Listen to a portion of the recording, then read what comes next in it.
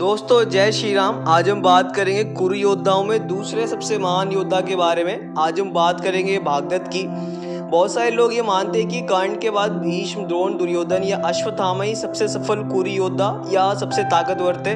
पर दोस्तों कर्ण के बाद अगर हम रियल सेंस में बात करें तो भागदत्त ही सबसे महान थे। ये इकलौते ऐसे योद्धा थे जिन्होंने भीम और अर्जुन को अनगिनत बार ही मार दिया था, लेकिन भगवान श्री कृष्ण ने उनको बचा लिया। ये अगर भगवान श्री कृष्ण का साथ नहीं होते तो इनको पूरी तरीके से भागदत्त अकेले ही मिटा देते। भागदत्त को इतिहास ने पूरे तरीके से खो दिया। मॉडर्न राइटर्स ने भी सबसे ज़्यादा इन्हें ही इग्नोर किया। टीवी सीरियल में तो अर्जुन की नाकामी और हार को छुपाने के लिए इन्हें ख़त्म ही कर दिया गया। एक तरह से बोले तो एग्जिस्टेंस ही ख़त्म कर दिया भागदत्त का। अर्जुन प्रेमियों ने 11वीं सेंचुरी से अब तक बहुत कोशिश की इस कैरेक्टर को इरेज करने की, बट अभी भी कुछ बचा हुआ है। तो आज हम उन्हीं फीट्स के बारे में बात करेंगे कि कितनी बार इन्होंने अकेले अर्जुन, भीम, अभिमन्यु और दूसरे पांडवों को हराया।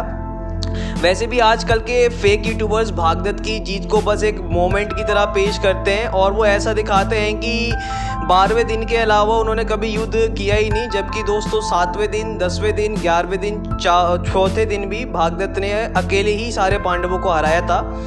फैंस थ्योरी भी आती है अर्जुन फैंस की कई बार, अर्जुन हार ही नहीं सकते भागदत्त से, और अर्जुन प्रेमियों ने काफ़ी लॉजिकल फेक थ्योरी फैलाई रखी है और जगह जगह स्प्रेड कर रखी है। तो आज हम बात करेंगे इनके पूरे करियर फीट्स और मिलिट्री करियर में कितनी बार हारे हैं और इन्होंने कितनी बार सबको हराया है। युद्ध का 12वां दिन होता है। भागदत्त का हाथी सुप्रतीक भीम को पटक देता है और वध करने का मन मना लेता है, लेकिन भीम वहाँ से तेज स्पीड से भाग जाते हैं। यहीं पर भागदत्त भीम को हरा देते हैं।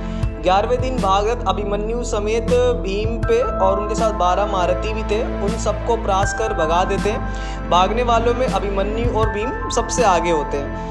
इसी दिन भागदत्त फिर अभिमन्यु और अन्य महारथियों को अपना युद्ध का कौशल दिखाता है और उन सबको भगा देता है। पांडव सैनिक ये देख बौखला जाते हैं।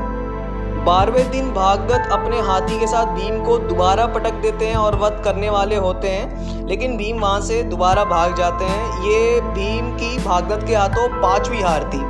चौथे दिन भागदत्त भीम पे काफ़ी भयंकर तीरों से वार करते हैं। भीम का पूरा शरीर खून खून हो जाता है। फिर भागदत्त भीम को ऐसा तीर मारते हैं जिससे भीम बेहोश होकर गिर जाते हैं।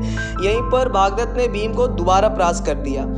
7वें दिन भागदत्त के लिए कठिन रहा। घटोत्कच ने उन्हें काफ़ी अच्छी टक्कर दी। एकमात्र पांडव योद्धा घटोत्कच जिन्होंने इनका सामना अच्छी तरीके से किया, पर आखिर में घटोत्कच भी भागदत्त का सामना नहीं कर सके और उनके हाथों हार गए।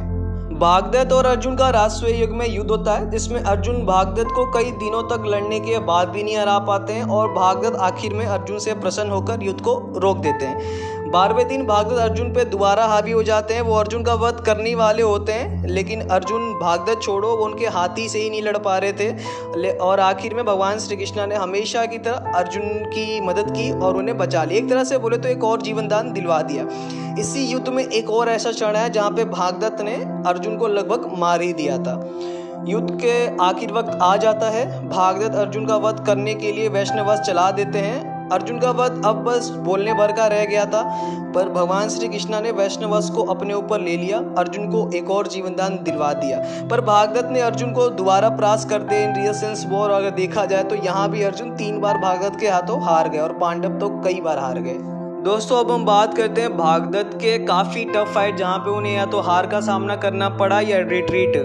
दोस्तों इनके पूरे मिलिट्री करियर में एक ही हार है। जी हाँ दोस्तों, भागदत्त की पूरे के पूरे मिलिट्री करियर में एक ही हार हमको दिखती है, वो है दिग्विजय में। कर्ण ने अपने दिग्विजय में दुर्योधन के लिए जो उन्होंने किया था, भागदत्त को परास्त कर दिया। आप पढ़ सकते हो, हर बुक में मेंशन है हिमावत या हिमालय। आप अगर आपको पता हो कि क्या होता है तो आप ये पढ़ सकते हो कि कर्ण इकलौते ऐसे वॉरियर है जिन्होंने भागदत्त को बड़ी आसानी और फेयर वॉर में डिफीट कर दिया।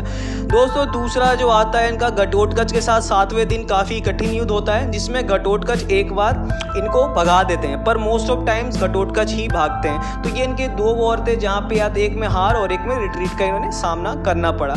इनका आखिरी युद्ध भी छल से भरा हुआ था अर्जुन के साथ। ये लगभग 3 बार अर्जुन का वध करने वाले होते हैं और एक तरह से बोले तो 3 बार ये अर्जुन को हरा देते हैं, बट आखिर में इनका वध हो जाता है। तो दोस्तों ये थी कुछ इनकी मोस्ट डिफिकल्ट फाइट जो इनकी हुई, एक में हार, एक में रिट्रीट और एक में वध। तो दोस्तों आप देख सकते हो कि भागदत्त की कितनी अमेजिंग फीट्स है इवन इन वैशंपायन महाभारत। तो आप सोच सकते हो कि व्यास महाभारत में योद्धा कितना कमाल का होगा। हिस्ट्री ने तो पूरी तरीके से बुला दिया इस महान योद्धा को। जैसे कर्ण के साथ इंटरपोलेटेड चैप्टर कर करके कर्ण को डिफेम करने का ट्राई किया गया, लाइक गीता प्रेस, बोरी, KMG, लेकिन इनके साथ तो वो भी नहीं हुआ। इनको तो पूरे तरीके से ही इरेज कर दिया गया। आप देख सकते हो कि ये लगभग कितनी बार अभिमन्यु, भीम और अर्जुन को मार सकते थे, बट वो लोग बच गए क्योंकि वो लोग सत्य के साथ थे। आप ये भी देख सकते हो कि सिर्फ पांडवों के कैरेक्टर अभिमन्यु और भीम और अर्जुन को बचाने के लिए कि वो हार ही नहीं सकते। भागदत्त के साथ कितना ज़्यादा अन्याय हुआ है। इस महान कुरु योद्धा को हमारी तरफ से जय श्री राम। और दोस्तों आप भी पढ़िए भागदत्त के बारे में। आप एक और आपने इंटरेस्टिंग चीज़ वीडियो में नोटिस की होगी गाइस कि भागदत्त कितनी बारी भीम अर्जुन को मार सकते थे, लाइक कर्ण। तो अगर सिर्फ हम कर्ण और भागदत्त को ही मिला दें तो कर्ण और भागदत्त कितनी बार मिलके इन दोनों को मार सकते थे। और अगर हम इन दोनों का ही डुओ देखें तो ये महाभारत का सबसे स्ट्रॉन्गेस्ट डुओ था। तो होप गाइस आपको ये वीडियो काफ़ी अच्छी लगी होगी। जय श्री राम।